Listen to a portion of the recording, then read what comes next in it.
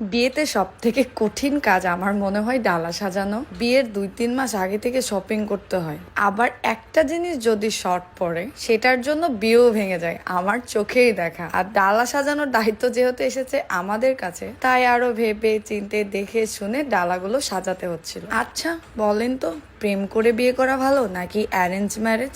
আমার কাছে তো দুটোই কঠিন মনে হচ্ছে এখন। এই কয়টা ডালা সাজাতে গিয়ে আমি যে পরিমাণ টেনশন করেছি, ফাইনাল এক্সামেও আমি এত টেনশন করে এক্সাম দিইনি। হ্যালো এভরিওয়ান, আসসালামু আলাইকুম সবাইকে। গায়ে হলুদের আগের দিন আমরা আবির অনুষ্ঠান আয়োজন করেছিলাম, সেখানে আমরা অনেক মজা করে বাসায় গিয়ে ডালা সাজানোর কাজে লেগে পড়ি। ওইভাবেই ভাবছিলাম ফ্রেশ হয়ে তারপর ডালা সাজিয়ে দিব, বাট এমনিতেই আমরা রাত করে দিয়েছিলাম বলে যেভাবে রং গায়ে মেখেছিলাম সেভাবেই চলে গেছে। এই ডালাগুলো ছিল হলুদের, এই গহনাটা ছিল বইয়ের রিসেপশনে আমি পরে একটু দেখাচ্ছিলাম আর কি। ডালা সাজানোর কঠিন কাজটাই হলো প্যাকেটিং করা, প্যাকেট করা শেষে র্যাপিং করা। মোটামুটি ভাবে বরের বাড়ি থেকে মেয়ের বাড়িতে ডালা সাজিয়ে পাঠানোটাও একটা কঠিন কাজ আমার কাছে লেগেছিল, কারণ কোনো একটা জিনিস কম পড়ে গেলে কথা শুনতে হতো আমাদের, কেন আমরা দেখে শুনে দিইনি।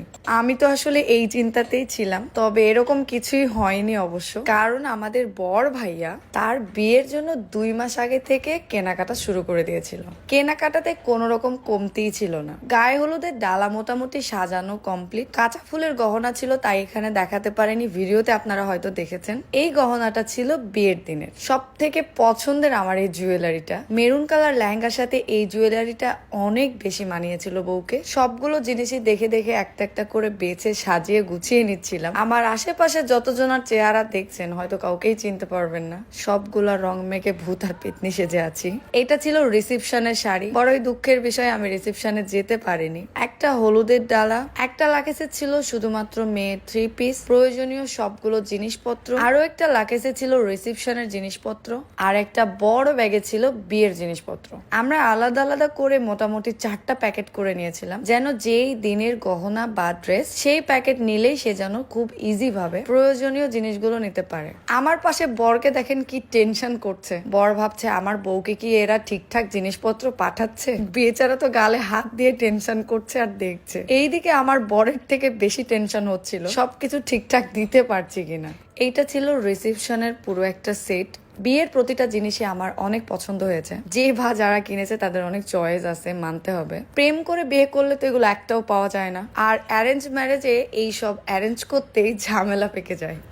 কত কষ্ট এগুলো করা। আমার মুখটা তো প্যাঁচার মতো হয়ে আছে, এটা ভাল লাগছে না, এইভাবে দিব না, এইরকম কুতকুত করছিলাম।